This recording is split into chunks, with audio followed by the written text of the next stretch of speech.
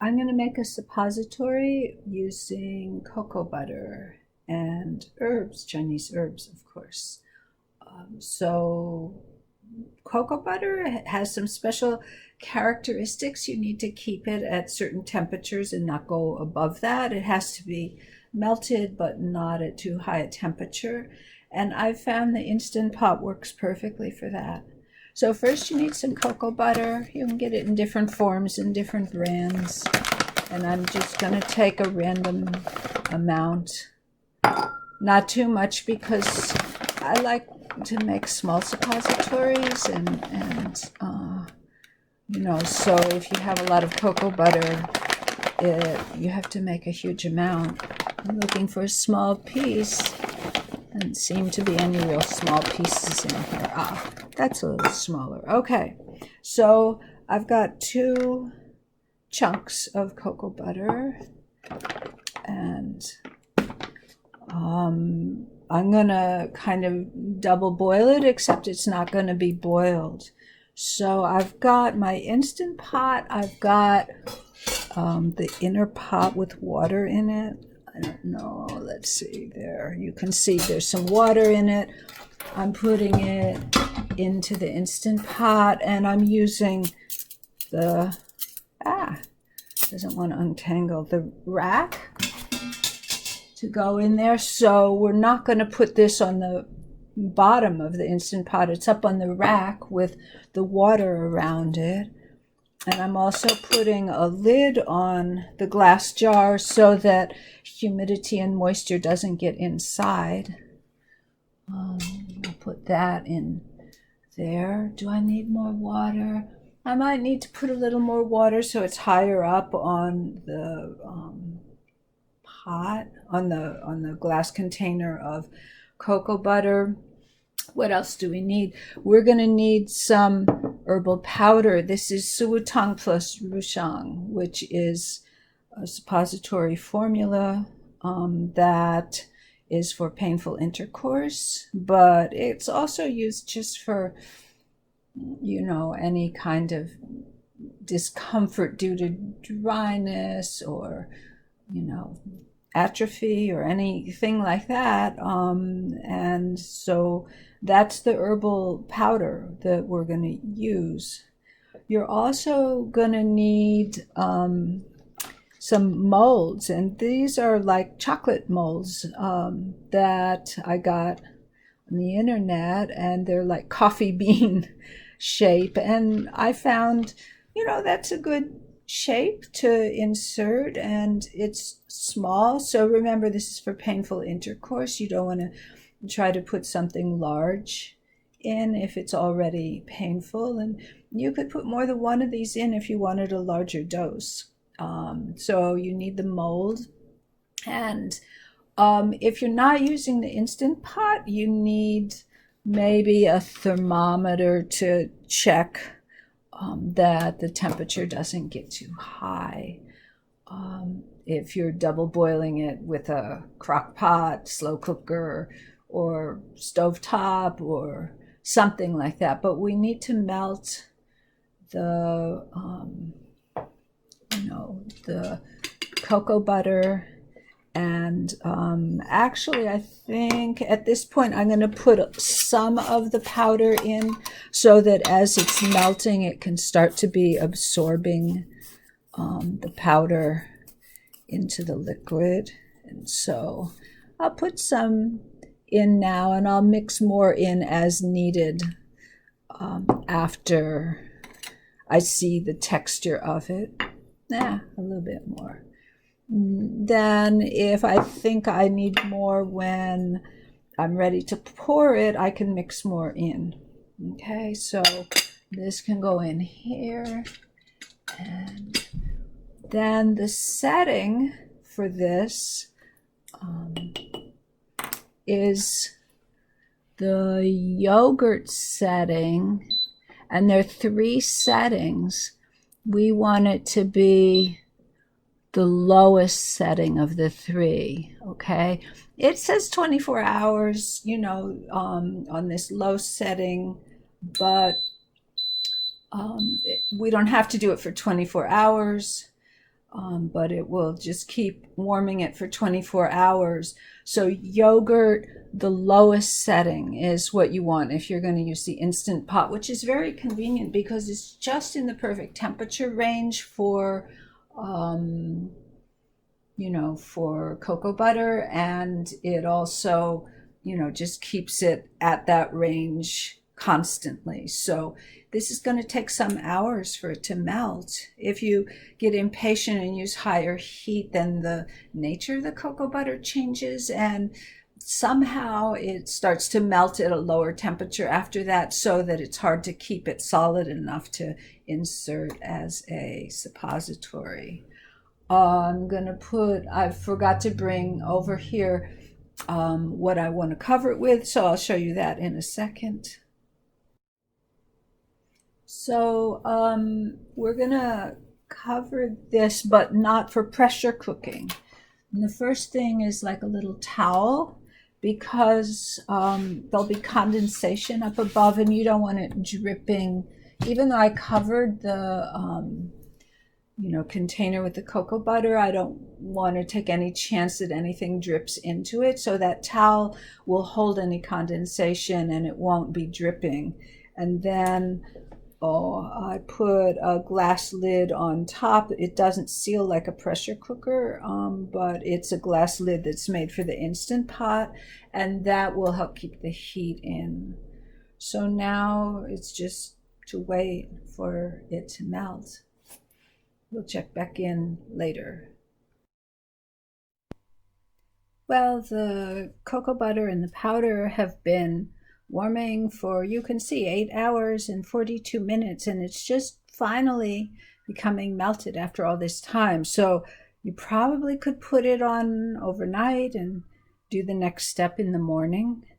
Okay, so I am going to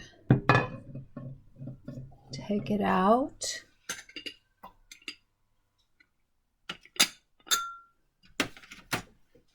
And you can see it's melted. It's not 100%, but it's really almost melted. So I'm going to give it a little stir. And yeah, that finishes the melting part. Okay. Now I have to decide, do I want more powder in it? Or is that enough? And I think, it just depends on how strong you want it to be, but it also changes the texture. If you have too much powder, it's kind of dry and crumbly and won't hold together. If you don't have enough powder, then you won't get, the herbal goodness. So I think I might add a small amount more at this point. Yeah, okay. A little bit more. Let's see. You can tell I'm not measuring it. I'm just kind of eyeballing it. Okay. So I'm going to put this back in for a while. Just since I stirred it up, I've finally, all the powders mixed in, and I want it to be kind of moistened by the cocoa butter. So I'll come back in about a half hour. That should be enough additional warming. Okay.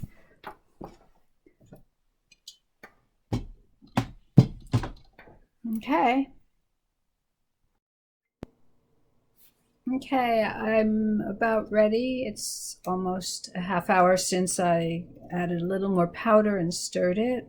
And so I've got a setup here I want to show you. These are my molds to make the little, tiny suppositories. Underneath here I have, freezer ice packs, because I want the suppositories to cool down and solidify very quickly. Otherwise the powder sinks to the bottom and it's not distributed evenly throughout the suppository. On the other hand, over here I have a microwave heat pack, because when I take the little jar of cocoa butter and so forth out, as it cools down, it's going to harden. So if it's sitting on the heat pack that will help it to stay liquid for longer. Besides that, I have a syringe. Of course, no hypodermic or anything, so I can suck up some of the liquid, and then I can squeeze it into each one of the little chambers in the mold. And as soon as one of these is filled, or if I run out first, I'll put it in the refrigerator to finish hardening. So that's my setup, keeping the suppositories cold and keeping the liquid warm in the meantime. So I'm gonna start the process now. Okay, hopefully my cat will let me do this. He just wants me to pay attention to him because he's a cat. So we'll take this out and put it on the heating pad. I can hit cancel, it doesn't really matter. Okay, then I'm going to take the lid off and give it a little stir. Okay, and then let's see if I can suck some up in the syringe. The syringe is a little tight. Some of them work easier than others. Well, that's enough for a start anyway. So I'm just going to squirt a little into each, trying not to overfill and trying not to spill on the outside, although it's no big deal if you spill some.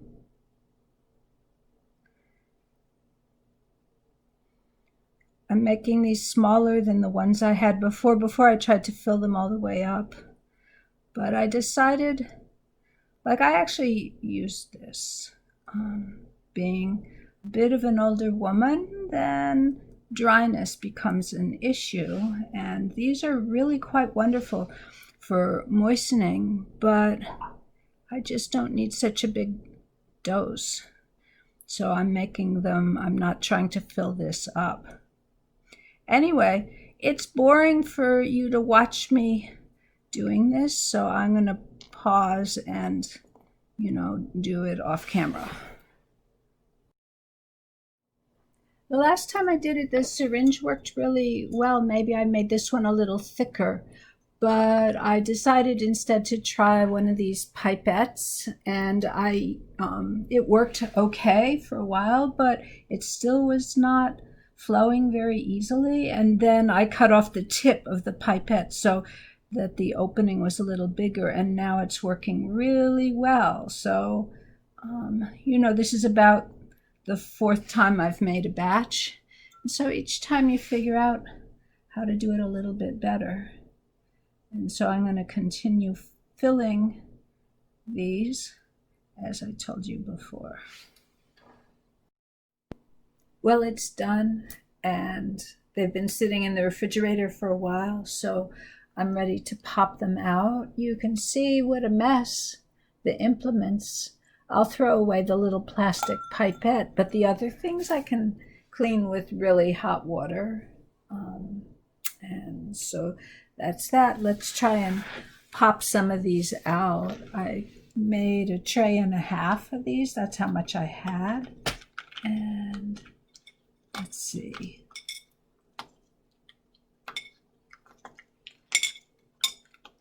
Yeah. So, you don't need to watch this whole long thing, but, it'll take me a while, to get them all out. Sometimes they do go flying.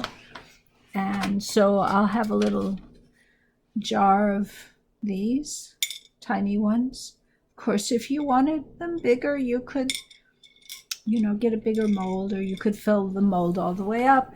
And you can also see that, I don't know if you can see, but there's not like a layer. The first time I did it, I let it cool too slowly. I didn't have the ice pack underneath, and the powder sank to the bottom, so you could see a distinct layer of like powder at the bottom.